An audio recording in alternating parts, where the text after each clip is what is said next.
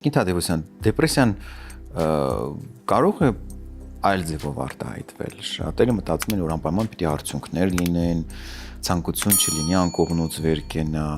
Իսկ հնարավոր է, որ օրինակ մարդը ունենա դեպրեսիա, բայց լինի սոցիալապես շատ ակտիվ ու միևնույն ժամանակ ներսից, ինչպես իրենք են շատ հաճախ ասում, ներսից քայքայվի։ Իրականում այո, որովհետև այն առաջի մասը, որ դուք ասեցիք, անկողնուց չվերկանալ, լաց լինել, մեկուսանալ,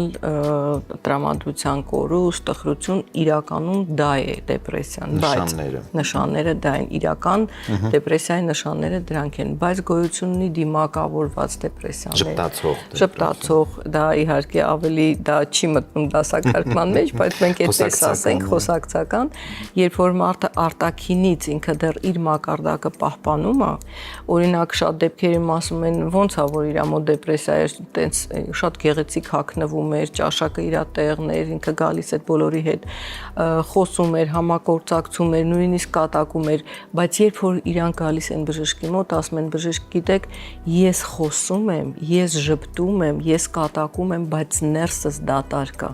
ներսս տխրություն է, ու մի հատ շատ հետաքրքիր ոնց ասեմ գանգատ է երևի կամ ախտանիշը ասում են այստեղս ցավում է,